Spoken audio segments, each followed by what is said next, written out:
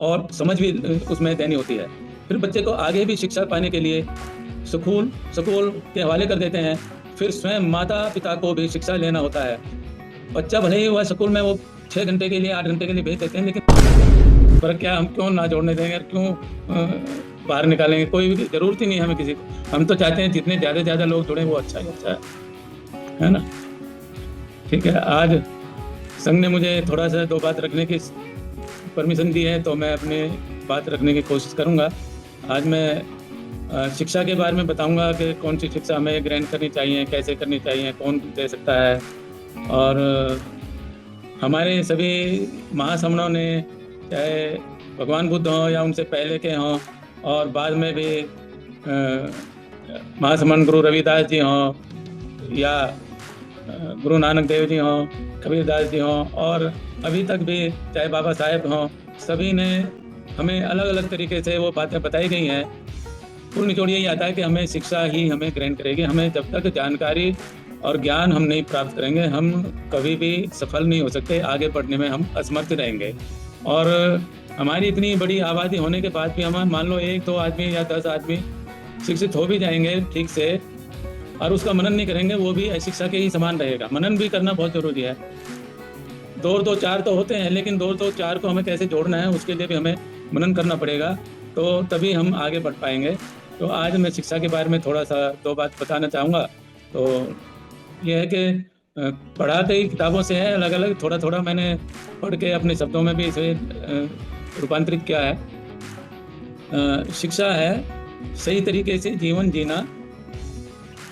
हम सभी को शिक्षा की आवश्यकता होती है और इसके पीछे जीवन का लक्ष्य होता है। जो जीवन लक्ष्यहीन होता है या उसका कोई उद्देश्य नहीं हो, तो वह सुखहीन भी होता है। उसे सुख नहीं मिलता, वह दुखदायी रहता है, दुख में ज़्यादा उसका समय व्यतीत होता है। हालाँकि जीवन को ये बताया जाता है कि हमारे महासमण भगवान बुद्ध ने बताया कि जीवन दुख समुदाय है। तो उसमें भी, उस दुखों में भी हम कहीं न कहीं वो सुख की अनुभूति ढूँढते हैं, वो हमें केवल शिक्षा के माध्यम से ही मिल सकती है। इसकी हम कोशिश करते हैं। और जो व्यक्ति अपने लक्ष्य को प्राप्त करना चाहता है, वह सुबह से रात तक, शाम तक, सोने के समय तक भी दिनचर्या बनाकर चलता है। जैसा हमारा लक्ष्य होगा, वैसा ही हमारा सभी मनुष्यों का जीवन होगा। लक्ष्य के अनुसार ही हमारा जीवन जो है, वो आगे बढ़ेगा। हम सबका जीवन में लक्ष्य होना चाहिए। लक्ष्य उच्च और विशाल होना चाहिए। मनुष्य का लक्ष्य उदार और उन्मुक्त, ठीक है, उन्मुक्त, आज़ाद होना चाहिए। पक्षियों की तरह बिल्कुल आज़ाद होना चाहिए। जहाँ मन चाहा तहाँ पहुँच गए और जो मन चाहा वह हमने कर लिया।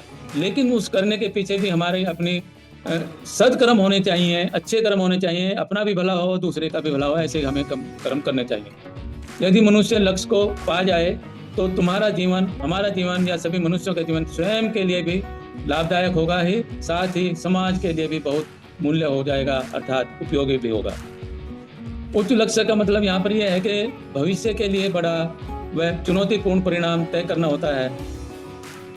उसमें बहुत सारी रुकावटें भी आती हैं, कई तरह के असावधानियाँ भी हो जाती हैं, अनजाने में हो जाती हैं, कहीं जानबूझकर कोई दूसरे भी कर जाते हैं। यह साधारण या आसान नहीं होता, बल्कि व्यक्ति पूरी क्षमता का उपयोग करता भी है और करवाता भी है। यह प्रेरणादायक होता है। ध्यान लगाया जाता है, एकाग्रता बढ़ाई जाती है, फोकस किया जाता है, काम करने की ऊर्जा भी बढ़ाता है। यह संकीर्ण सोच को विशाल कर देता है। आदर्श हमारा कोई भी हो सकता है, उसमें भगवान बुद्ध भी आदर्श हो सकते हैं, कोई और दूसरे लोग भी हो सकते हैं। मेरा मानना यहाँ तक होता है कि हमें उन सभी की बातों को, वाणियों को इकट्ठा करना चाहिए। वो चाहे किसी भी समण से हो या वर्ण से भी, हमारी बहुत सारी अच्छाइयाँ होती हैं वर्णों में भी। उनको एक आध कोई अगर अच्छी है तो उसको भी हमें पकड़ के उनको आगे बढ़ाना चाहिए। बुराइयों को हमें सब छोड़ देनी चाहिए, उनका उसके बारे में नाम भी लेने का नहीं बनता। किंतु लक्ष्य को प्राप्त करे बिना हम पूर्णता की ओर नहीं जा सकते। पूर्णता का अर्थ है कि किसी वस्तु या स्थिति या व्यक्ति का सब प्रकार से पूरा होना, किसी प्रकार की कोई त्रुटि ना रह जाए, त्रुटिहीन होना, परिपूर्ण होना, जहाँ किसी भी प्रकार की कमी ना हो, कोई अभाव ना हो और कोई भी दोष ना बचे, वह परिपूर्णता है। इसको हम अंग्रेजी में परफेक्शन भी कह सकते हैं, कंप्लीटनेस भी कह सकते हैं। असल में शिक्षा है, मनुष्य की शिक्षा उसके जन्म काल से ही होनी चाहिए और होती भी है वैसे, और इसके समूचे जीवन तक चलनी चाहिए जब तक व्यक्ति जीता है, बल्कि अंतिम जीवन काल तक चलनी चाहिए, अंतिम क्षण तक चलती रहनी चाहिए। ग्रंथों में भी हमने पाया है कि अगर कोई गर्भवती महिला यानी कि बच्चे के जन्म से पहले ही उसको बच्चे में उसकी मम्मी के द्वारा या जिसने गर्भ धारण किया है वह अगर अच्छी शिक्षा पा रही है तो वो भी बच्चे के अंदर समाहित होती जाती हैं। कहने का मतलब यह है कि जन्म से पहले भी बच्चे को शिक्षा देने का कार्य शुरू हो जाता है। कुछ ग्रंथों में भी लिखा है शिक्षा बच्चा जब गर्भ में होता है तभी शुरू हो जानी चाहिए। इस काल में गर्भित महिला अनेक प्रकार से शिक्षा अपने बच्चे तक पहुंचाती है, जैसे गाने सुनकर, भजन गाकर, भजन सुनकर, धार्मिक पुस्तकें पढ़कर, धार्मिक गाथाएं सुनकर भी महिलाएं अपने बच्चे को शिक्षा देने का काम करती हैं। ऐसा कहा जाता है कि वैसे तो ये जो आजकल के साइंस है उसके द्वारा भी यह प्रमाणित हो रहा है कि कुछ हद तक बच्चा जो है गर्भ से ही वो शिक्षा ग्रहण शुरू कर लेता है अपनी माता के द्वारा। जैसी बातें वो सीखते हैं, उनकी मम्मी पापा में जैसे उनके संस्कार होते हैं वैसे ही संस्कार बच्चे में शुरुआत हो जाती है और जन्म के बाद फिर वह अपने उस जगत में जब आ जाते हैं तो उनके अनुसार चलते हैं, देख के कुछ बताने से कुछ देख के चलता रहता है। शिक्षा का पूर्ण होने के लिए 5 पहलू होना बहुत जरूरी है। उन 5 पहलुओं में है, एक तो भौतिक पहलू होना चाहिए, प्राणिक होना चाहिए, जीवित होना चाहिए यानी कि उसमें जीवन होना चाहिए, मानसिक भी शिक्षा उसमें हो सकती है, आंतरिक और आध्यात्मिक शिक्षा भी उसमें आएगी। ये 5 तरह से शिक्षा का वो रास्ता बताया गया है कि इस प्रकार से हम शिक्षा को ग्रहण कर सकते हैं। ये उपरोक्त सभी पहलू व्यक्ति के विकास के अनुसार और उम्र के हिसाब से एक के बाद एक करके कालक्रम से आरंभ हो जाते हैं। जैसे गर्भ से ही शुरुआत हो जाती है, बच्चे के जन्म से फिर अलग तरह से शुरू होती है, फिर बच्चा जब थोड़ा बड़ा होता है तो फिर और उसी क्रम में उसी तरह से उसकी शिक्षाओं का विकास होने लगता है। भौतिक रूप से भी होता है, इंद्रियों के रूप से भी होता है, शारीरिक रूप से भी होता है और जानकारी के हिसाब से भी उसे चेतना में बढ़ता जाता है। स्वस्थ बनाने के लिए स्वस्थ रखने की भी व्यवस्था है और अनेक भौतिक आवश्यकताओं की पूर्ति करनी होती है और समझ भी उसमें देनी होती है। फिर बच्चे को आगे भी शिक्षा पाने के लिए स्कूल के हवाले कर देते हैं। फिर स्वयं माता पिता को भी शिक्षा लेना होता है। बच्चा भले ही वह स्कूल में वो 6 घंटे के लिए 8 घंटे के लिए भेज देते हैं, लेकिन फिर भी बच्चे को खुद को भी शिक्षा लेनी होती है कि जब बच्चा घर पे आएगा तो हमें क्या क्या शिक्षा देनी है, उसे अच्छे संस्कार देने हैं, अच्छी बातें देनी है, स्कूल से बातें पूछनी होती हैं। जैसे अपने विषय में सचेतन होना, कोई बुरा उदाहरण बच्चे के सामने ना किया जाए और न किसी की बुराई की जाए, ना कोई बुरी बात बताई जाए। ये हमें शिक्षण खुद को भी, माँ बाप को भी लेना होता है। जो अभी तो वो बच्चा छोटा है इसलिए केवल अच्छी बातें करें। सच्चाई, ईमानदारी, स्पष्टवादिता, साहस और निष्काम भाव, निस्वार्थ कार्य, धैर्य और सहनशीलता, अध्यावसाय, शांति, स्थिरता और आत्म स्वयं, अपने मन की भावनाएं, इच्छाओं और इंद्रियों पर नियंत्रण आदि ऐसे गुण हैं जो सुंदर भाषणों की अपेक्षा कई गुना अधिक अच्छे रूप में अपने अपने उदाहरण द्वारा सिखाए जा सकते हैं। इसमें सेल्फ कंट्रोल भी आता है, सेल्फ रिस्ट्रेंट भी आता है, अपनी भावनाओं को, अपने मन की इच्छाओं को छोड़ना भी आता है। हमेशा एक ऊंचा आदर्श अपने सामने रखो और आदर्श के अनुसार कार्य करें। हम देखेंगे कि बच्चा धीरे धीरे हमारे संस्कार अपने अंदर ला रहा है, ग्रहण कर रहा है और उसी तरह से वो उनका व्यवहार भी कर रहा है।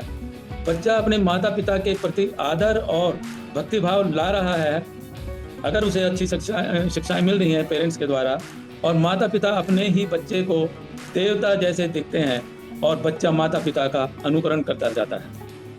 इसमें कई शिक्षा, जैसे अभी ऊपर बताया गया, तो प्राणिक, ये अभी भौतिक शिक्षा में आई थी, प्राणिक शिक्षा भी है। प्राणिक या प्राण की जो शिक्षा है उसमें शरीर की शिक्षा के साथ साथ वह बराबर चलती रहती है। मानव चेतना में जितने भी स्तर हैं उनमें भौतिक स्तर एक ऐसा स्तर है जो पूरी तरह से पद्धति, व्यवस्था, अनुशासन और वर्तमान प्रणाली के नियंत्रित होता है के द्वारा नियंत्रित होता है। इसके द्वारा ही हमें आगे काम धीरे धीरे विकास होता रहता है हमारे शरीर का भी, और हम प्राणिक चेतना भी ग्रहण करते रहते हैं। शरीर की शिक्षा को 3 प्रधान रूप में बांटा गया है। शारीरिक क्रियाओं को संयमित और नियंत्रित करता है। शरीर के सभी अंगों और क्रियाओं को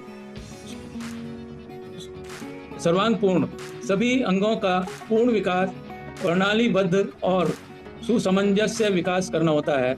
अगर उनमें हमारे शरीर की इन इंद्रियों में भी अगर सामंजस्य नहीं होगा तो वो भी गलत रास्ते की ओर जाने का अंदेशा बना रहता है। अगर शरीर में कोई दोष या विकृति हो तो उसे सुधारना अच्छी आदत और बचपन की जीवन भर की सुविधाएं बन जाता है। असुविधा नहीं होती है। ऐसे हमें सारे काम करने चाहिए। प्राण की भी शिक्षा जो है में मनुष्य की प्रकृति में प्राण एक स्वेच्छाचारी होता है और जोर जबरदस्ती अत्याचारी होता है। प्राण जो है मन जब अपनी इच्छा पे आता है तो वो किसी की सुनता नहीं है। उस मन को भी हमें कंट्रोल करना होता है। वो आध्यात्मिक और प्राणिक उसमें ही आता है। ये भी शिक्षा में मनुष्य उस स्वभाव को पूरे ब्यौरे के साथ और पूर्ण रूप से निरीक्षण करे, आत्म मंथन करे, उसका मनन भी करे कि क्या सही है और क्या गलत है। सही परिणाम का चयन करके ही कार्य किया जाए। परंतु प्राचीन परंपराएं जानती थीं कि अंतर मन की जो भूल-भुलैया के अंदर है वो सही पथ क्या है, सही रास्ता क्या है, उसी के अनुसार फिर वो उसमें से जो सही रास्ता था वो आगे परिवर्तित होता रहा है, आगे बढ़ाता रहे हैं और वो आज तक भी चल रहे हैं। जो भी अच्छी बातें हैं। साहसी कभी ऐसी शिक्षा भी आती है कि साहसी कभी डरपोक हो जाता है। भला मानुष के ये प्राणिक उसमें आती है शिक्षा में कि साहसी कभी डरपोक हो जाता है, कभी भला मानुष भी बुरी प्रवृत्ति ग्रहण कर लेता है। प्राण शिक्षा में अधिक इंद्रियों का भी बहुत बड़ा कार्य है। अच्छा या बुरा करने में जिसने अच्छी शिक्षा ग्रहण की है वह बुराई की तरफ नहीं झुकेगा, हमेशा अच्छाई अच्छा करता चलेगा, अपने लिए भी, अपने माता पिता के लिए, अपने समाज के लिए, अपने बच्चों के लिए आदि आदि। मन की शिक्षा को उच्च करने वाले 5 अंग हैं जो एक के बाद एक आते हैं, जो इस प्रकार है कि एकाग्रता की शक्ति। एकाग्रता मन को एकाग्र करना, कंसंट्रेट करके ही हम कोई भी स्कूल में या पेरेंट्स के द्वारा या कोई भी अच्छी बातें किसी सत्संग में जाके हम अगर एकाग्र नहीं है तो हमें वो ज्ञान नहीं मिल सकता, वो शक्ति हमारी बेकार हो जाती है। तो इसलिए हमें एकाग्रता की शक्ति को बना के रखना होगा अगर हमें मन की शिक्षा चाहिए तो। मन को व्यापक भी बनाना होगा, विशाल करना होगा, समृद्ध करने की क्षमता बनाना है। हमें विकास होने के साथ साथ जितना भी विकास हुआ और उससे और समृद्ध करना है और उससे समृद्ध करना है और मतलब उसे बोलेंगे एक्सेलरेट करना है। तीसरा आता है मन को केंद्रित विचार या आदर्शों को सुसंगठित करना या उनको व्यवस्थित करना। जो मन में हमारे विचार आते हैं उनको ये नहीं कि कोई काम अभी करना है और उस काम के लिए उसे बाद के लिए छोड़ दिया और दूसरा हमें कर लिया और उससे उल्टा नुकसान हो जाता है। काम भले वो अच्छा है लेकिन जिस चीज़ की हमें पहले जरूरत है उस काम को हमें पहले ही करना होगा, बाद में नहीं। विचारों को सीमित करना और अनिष्ट विचारों का त्याग करना। जब चाहे तभी उन विचारों के बारे में सोचें। हमें कौन से विचार को इकट्ठा करना है, कौन से अनिष्ट विचार हैं हमें उनको निकाल देना है, उनके बारे में कभी सोचना नहीं है, उनका त्याग कर देना ही वो अच्छी शिक्षा में माना जाता है। 5वां है कि मानसिक निश्चलता में मन के को इसमें पूर्ण वो आया है। पूर्ण शांति का और सत्ता के द्वारा आधिकारिक पूर्णता ग्रहण करना होता है। इसी के अंतर्गत अंतरात्मिक या आध्यात्मिक शिक्षा आती है। सभी जीवों में, मानव प्राणियों में अंदर छुपी हुई एक चेतना मौजूद होती है। कोई इसको आत्मा कहे, कोई मन कहता है तो कोई इसे प्राणों की संज्ञा भी देता है। जो बात मनुष्य का मन नहीं जानता और नहीं कर सकता, उसे यह चेतना जानती भी है और करती भी है। आंतरिक जीवन के लिए भी मानसिक चेतना का होना अति आवश्यक है। मानसिक चेतना को बनाए रखने के लिए और एकाग्रता को बनाए रखने के लिए अंतरात्मिक और आध्यात्मिक शिक्षा ग्रहण करने के लिए हमें एक अलग से भी अध्याय दिया जाता है विपश्यना का। विपश्यना को कह दो या साधना भी कह सकते हैं। तो विपश्यना में जाके वो 1 दिन की भी होती है, 5 दिन की भी होती है, 10 दिन की, जो जैसे चाहे, 15 दिन की भी होती है, 1 महीने की, और 45 दिन तक का एक वो सबसे बड़ा होता है। उसमें भी हमें अपने बारे में, समाज के बारे में, अपनी अंतरात्मा के मन की बात, अपने इर्द गिर्द होने वाली सभी क्रियाओं की बातों का हमें ज्ञान होता है, अपने शरीर का सबसे ज़्यादा ज्ञान होता है। और मैंने तो अंतरात्मा या ये आध्यात्मिक शिक्षा लेने के लिए जो एक बार शिविर अटेंड किया था, उसमें मुझे ऐसा लगा कि हम पूरे ब्रह्मांड में जैसे गैलेक्सियाँ आ रही हैं, गैलेक्सियों के बाद फिर ये सौरमंडल आया, सौरमंडल में हमारी एक पृथ्वी आई, पृथ्वी में हमारा एक करीब 8 अरब लोग आए, और उन 8 अरब लोगों में हमारा एक छोटा सा देश है। उस छोटे से देश में भी हम 1.5 करोड़ में से मैं एक आदमी ऐसा हूँ जो एक बूंद का भी क्या, वो एक पॉइंट के अनुसार भी हम बहुत ना दिखाई देने वाले एक आत्मा का हो या मन का हो या एक चेतना है, ऊर्जा है ना देखने वाली। तो जब हमने ऐसा महसूस किया कि वो विपश्यना करते समय कि जब हम अंदर जाते रहे हैं तो जैसे पृथ्वी पर सब चीज़ विद्यमान है, वही सब चीज़ हमारे शरीर के अंदर विद्यमान है। जैसे जैसे हम अंतर ध्यान होते जाते हैं, वैसे सब चीज़ें, सारी क्रियाएं, उथल पुथल भी आती है हमारे शरीर के अंदर, विस्फोट भी आता है, गर्मी भी आती है, और इस तरह से मुझे ऐसा आभास होता है। वो मैंने अपनी बात बताई है। इसलिए हमें शिक्षा पे ज़्यादा ध्यान देना चाहिए, सभी बच्चों को ये बताते रहना चाहिए, अपने अनुजों को भी। और जिस रोज़ मुझे संत की उपाधि से नवाजा गया था समन संघ द्वारा, उस रोज़ मेरे समन गुरु B.R. गौतम जी और डॉक्टर रमेश चंद्रा जी, उस दिन भी हमने ये आभास किया था, बताया भी था कि शिक्षा एक ऐसी चीज़ है कि जिसको हम अंत तक, मरने समय तक, उस दिन मैंने ये उदाहरण भी दिया था कि उस दिन भी के लिए भी जो प्रोग्राम हमारा हुआ था उसके लिए कमी रह गई थी, तो जिससे हमारे विचार नहीं मिलते उसने भी हमें ये विचार दिया कि भाई ऐसे करो वैसे करो। तो हमने उसकी बात मानी, उनसे हमें ज्ञान मिला, एक शिक्षा मिली, और वो जो कार्यक्रम था हमारा बहुत अच्छे से हुआ। और इन्हीं शब्दों के साथ मैं अपनी वाणी को विराम देता हूँ। आप सभी ने सुना, अच्छा लगा। इन शब्दों में कहीं भी मेरी कोई त्रुटि है वह उसके लिए मैं क्षमा याचना चाहता हूँ, और आशा करता हूँ कि जहाँ भी गलती है उसे मुझे ठीक किया जाए। संतों को वंदामि।